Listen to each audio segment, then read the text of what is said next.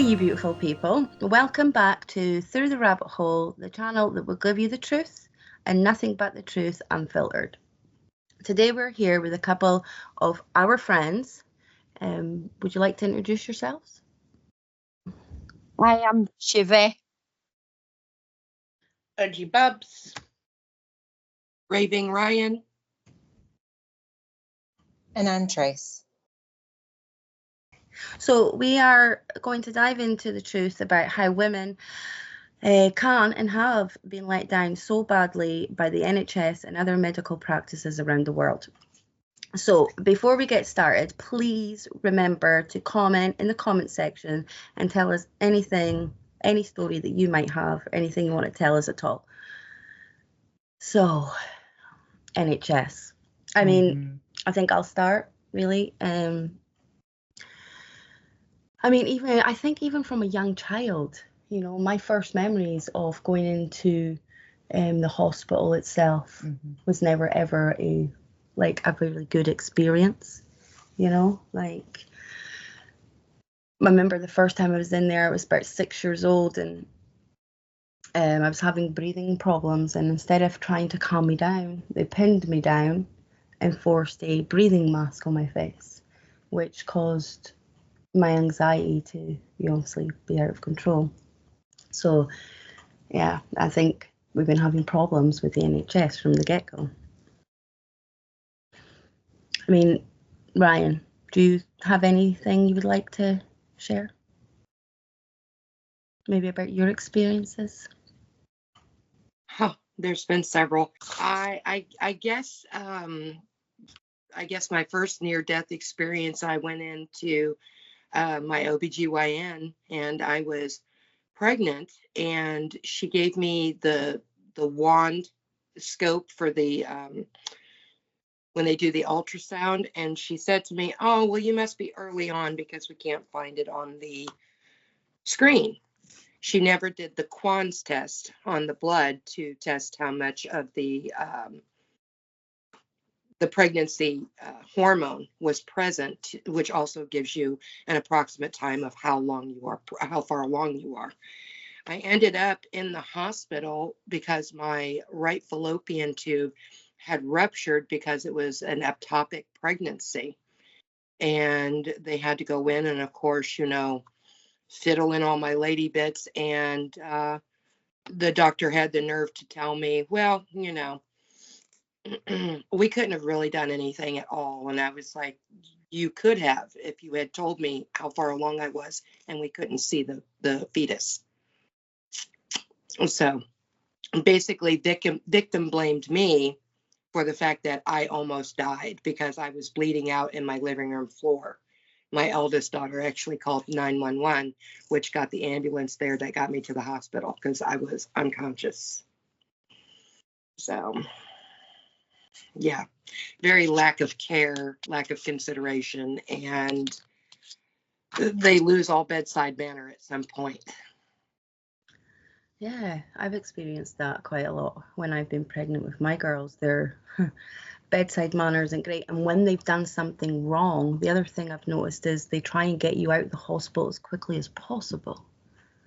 Because that's what they did to me during my labor with my youngest. I was in labor for a long time, and I was on the table for a long time when they give me a cesarean. And you're not meant to be on the table for 2 hours because spinals and stuff can wear off pretty quick, which did happen. And I bled out pretty bad after they removed her from me. And the woman who was working on me was exhausted. She had been there for as long as I had been at the hospital. She had been there for 36 hours. And what had ever gone wrong at that moment, I started losing consciousness, my heart rate started to drop, my blood pressure started to drop, and she had to call the on-call surgeon to come in. I mean, don't get me wrong, when she came, she was like an angel. I do believe she saved my life, but the woman beforehand, she was there for 36 hours. She was in that hospital with me, and she should have not performed my C-section.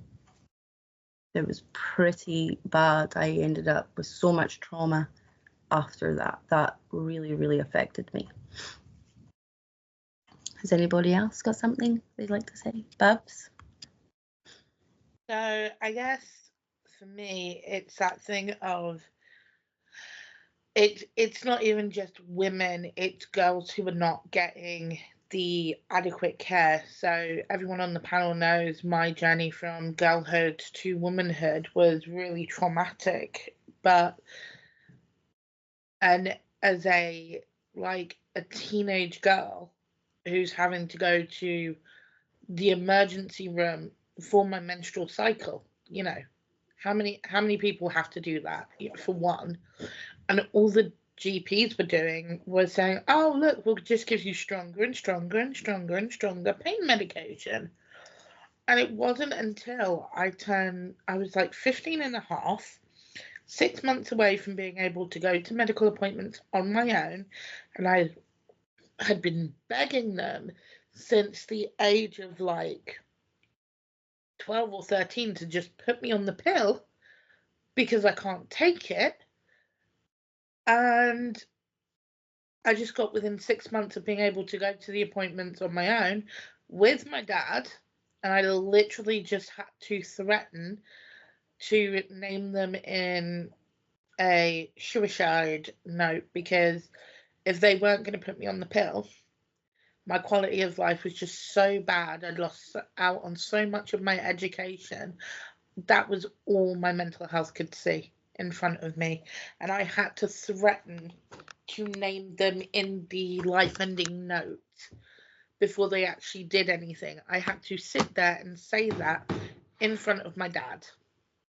Now, aside from how embarrassing that is in the first place, and how traumatic it had to be for me to sit there in front of a parent and threaten to take my own life to a doctor,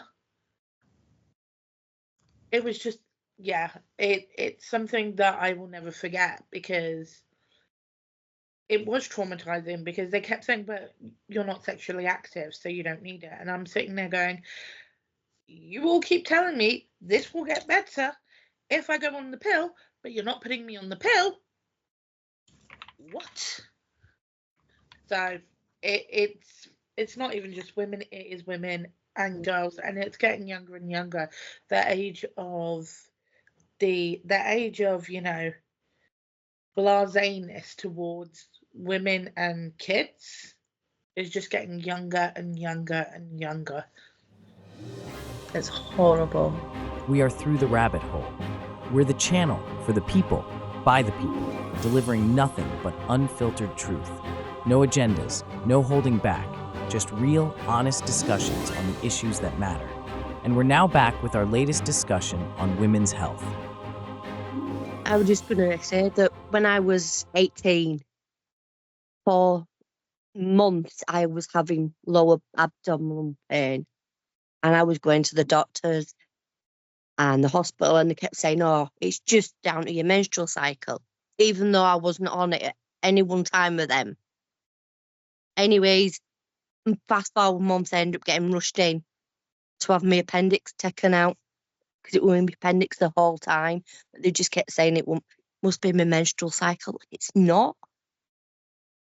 But yeah, they just don't listen, do they? No, they definitely don't. Ryan?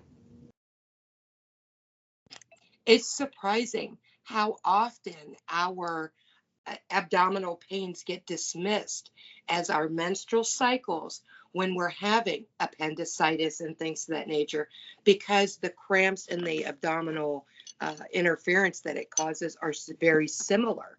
So it always gets dismissed, and unless you insist on it being looked at.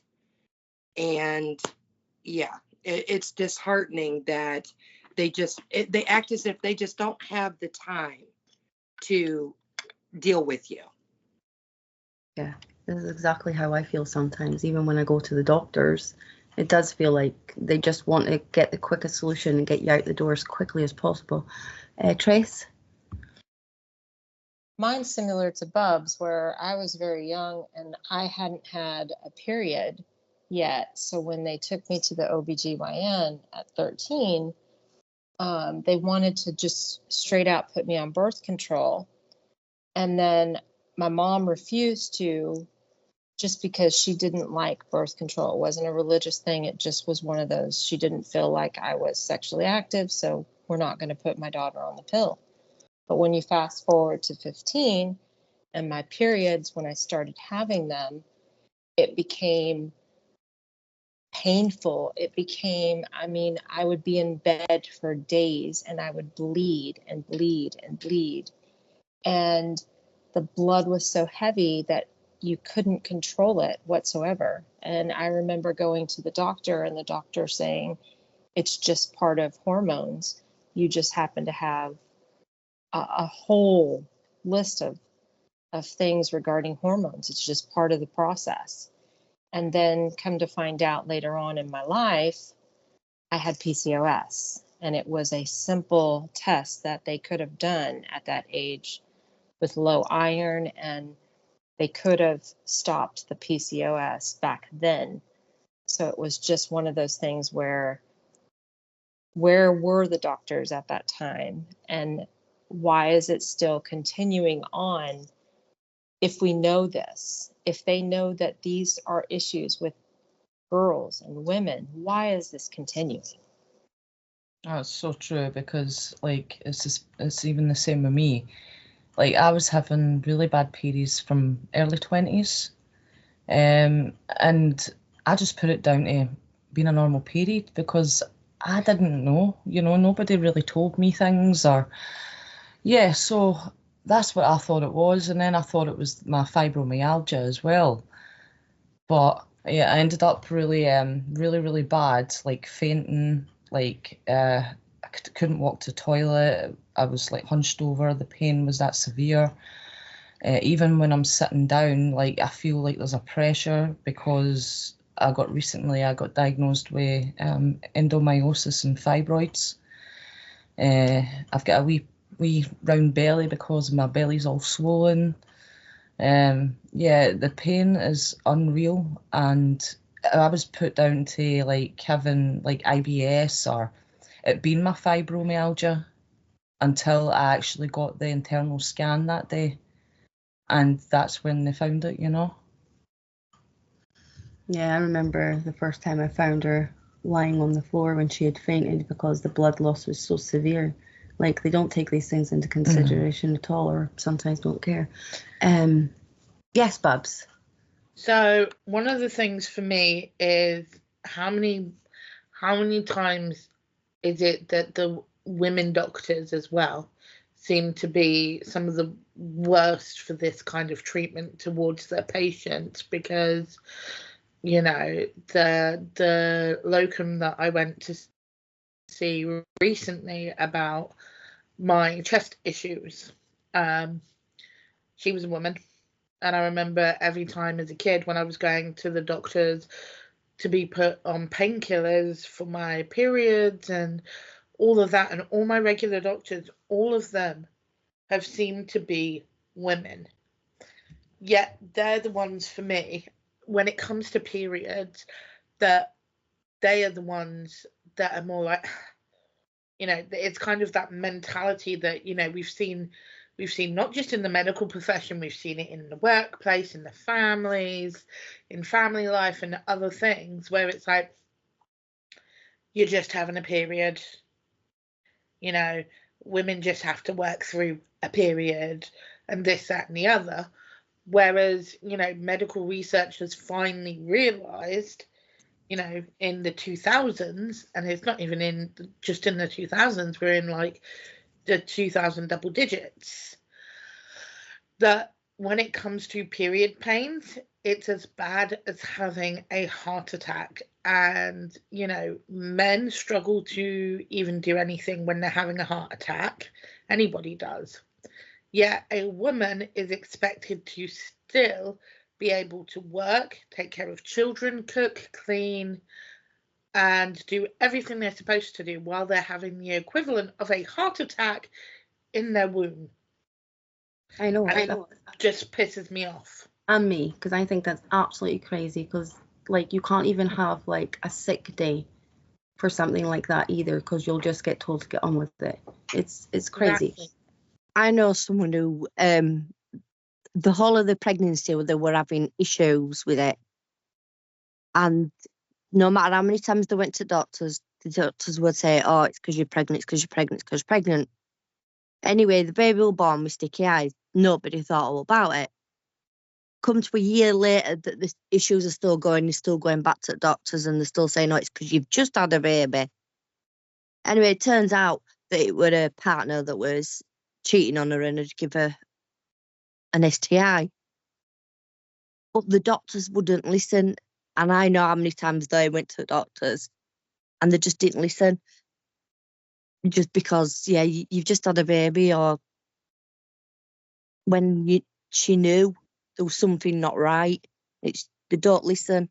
No, they don't. And that's one of the things I don't like the most, is how you'll walk in there and you'll explain to them what's wrong. And before they'll even look at you, they'll decide to put it down to something else. How does that even make sense? Like, look first and then tell me that's what it is. Like, just, that's crazy to me. But I know exactly. I mean, I've had my fair share of medical and neglect and gaslighting. That's for sure. And sometimes it does make me wonder if it's because I'm a woman. Yes, Trace. Not only does it make me wonder if it's because we're women, it makes me wonder of what exact tests are out there and why are they not doing those tests? Because they can't be that expensive because they run them through other things, but they choose not to run certain tests when they might know or they might suspect that that might be an issue or a cause. And if they had ran that test, would that have prevented future issues? That's a big question for the medical industry on every platform. It really is. It's like, do your job. I mean, I'm not trying to be disrespectful, because I know there's a lot of good people out there who work and for the NHS and other places who try their absolute best and are amazing people, but there's just not enough of them, and that's the problem. Yes, Babs? So I just kind of wanted to go back to a point you made where the assumption is already made. Now, women in periods, that is almost like a bog standard assumption that every medical professional seems to make nowadays. However, just to throw this into the loop, if you are overweight as well, it's almost like there's a hierarchy of what supersedes the assumptions they make. And I just go back to when I first started developing spinal problems. You know, I'd had an accident in July. I couldn't get an appointment with the GP because I was specifically waiting for one GP who was the musculoskeletal expert. So I basically had to keep going to urgent care because I was just in that much pain and I couldn't get the appointment. They finally get me the appointment. I walk in there. This is maybe 2-3 months after I've had the accident, where the healing, quote unquote, is supposed to have happened by now, or at least lessen the pain and lessen the symptoms I was having. I go into the doctor's. I literally sit down. I say to him everything that's going on. I'm like, I am in pain. I can't stand up for more than like a minute. I can't walk more than 2 minutes without needing to stop and sit down and relieve the pressure on my back and da da da da da da da da. The man literally does not even bother to examine me. He doesn't even look up from his computer and says, well, you're overweight, so lose some weight and it'll alleviate the pain. That obviously then put me off even getting support. So I then spent the next 6 months in agonizing pain. I only went back because I started developing problems with my shoulder because of the spinal problems. And then it took me another 2 months to convince them to send me for an X-ray. At which point the quote-unquote diagnosis kept changing. In the end, I had to finally say, look, send me for an MRI. because at least then you will see exactly what was going on. And that was when they noticed that, and this was probably by the time I had the MRI and got the results, it was probably a year and a half from when I had first had the accident the year before. And literally it came back saying, well, this person has an extra disc in their spine, which is pushing all their discs up. The joints between the discs are degrading. The middle bit where you're meant to have a curve is not there, and this, that, and the other. And I'm sitting there going, so I have been in this much pain for a year and a half to try and get some form of help, and this is what's been going on in my back. Yeah, thanks for that. So that's one of the things I hate the most. Sorry. So one of the things I hate the most is if you've got a bit of weight on you, you know, you go to your doctors, you explain what the problem is, and the first thing they'll do is put it down to your weight. I mean, because before I lost weight, anytime I went to the doctor for anything, that would be the first thing they would mention. I mean, you really need to look over people before you start making assumptions. Yes, Trace. That's also an interesting point that you brought up regarding the workers. How many actually are trying to do something, and how many are actually bullied into silence? That's the question, isn't it? Yes, Sherry. I just think, like, when I weighed 7.5 stone, I started having hip issues. So they couldn't figure out what were wrong. And then, obviously, as I've aged, and obviously because of medication, I did gain. And I've gone back to the doctors with my hip yet again. Well, if you lose the weight, your hip would stop hurting. I'm like, well, no. He's going, yeah, it's probably your weight that's causing your hip issues. No. So I made him, I sat there and made him look back on my file for him to see, oh, wait, yeah, you're right. You only weighed 7.5 stone when you were complaining about this. So I couldn't win. Didn't matter what I said or did. No, it doesn't. I mean, the minute a moment you've got, it's so true. The minute a moment you've got a bit of weight on you, it doesn't matter. You could literally be telling the doctor you've had a headache for a month, and they'd still be telling you you need to lose weight, and that's what the problem is. Yes, Babs. So my question is so do we think it is the medical profession itself, or is it the training? Like, my family has a history of nursing, and so they trained to be nurses back in the day when there were matrons that quality controlled everything. A matron would, you know, even put the doctors on notice, be like, no, you're not doing that to this patient. And the matron would basically be the, you know, the almost the stopgap to any stupidity.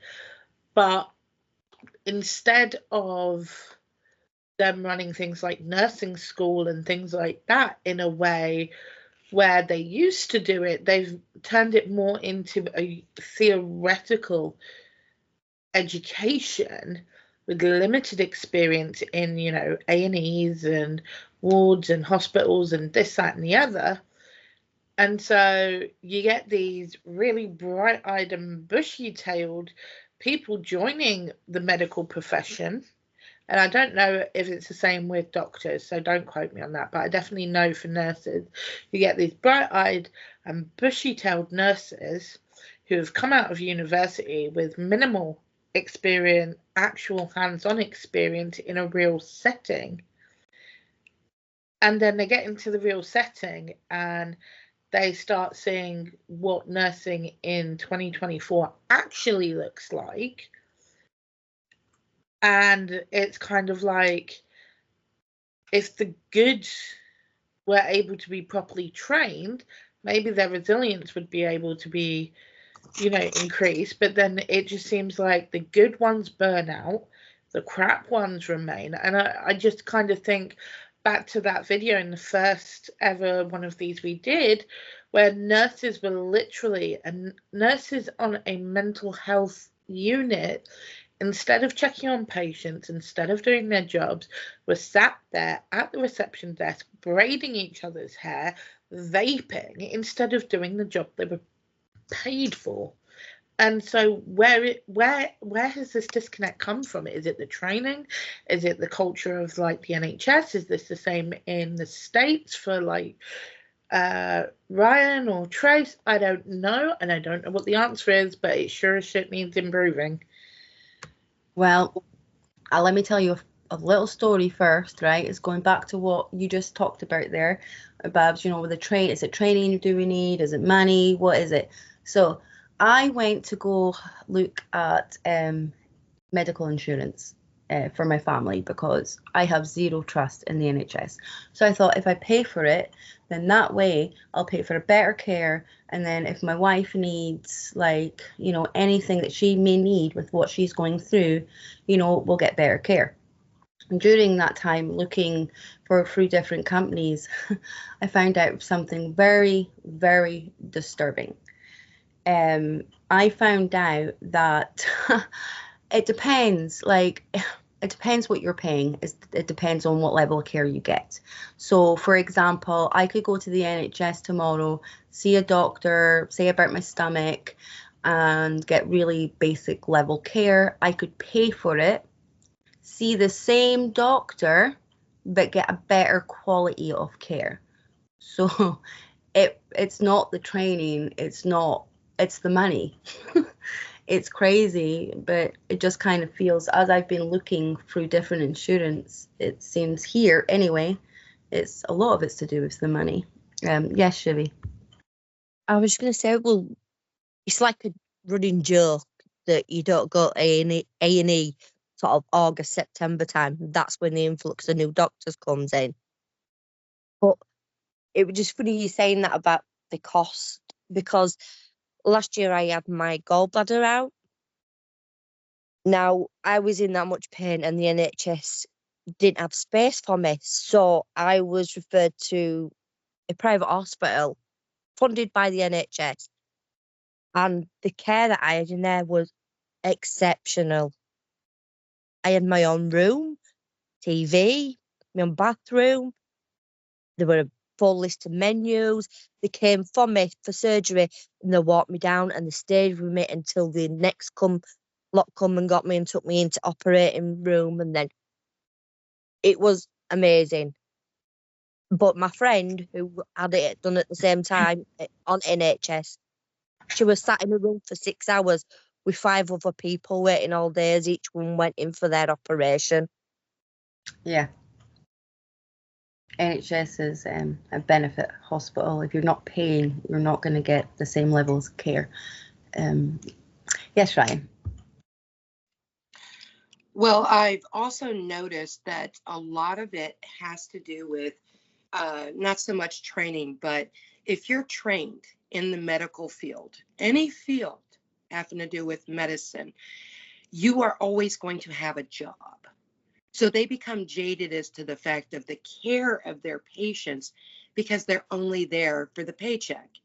Even if they get let go from that facility for any reason, they can still readily go to another field, another hospital, or go into the private sector of care and still give that same crappy care because there's always going to be a need for people in the medical field. So they just don't care anymore. It is a paycheck to them, and that's it.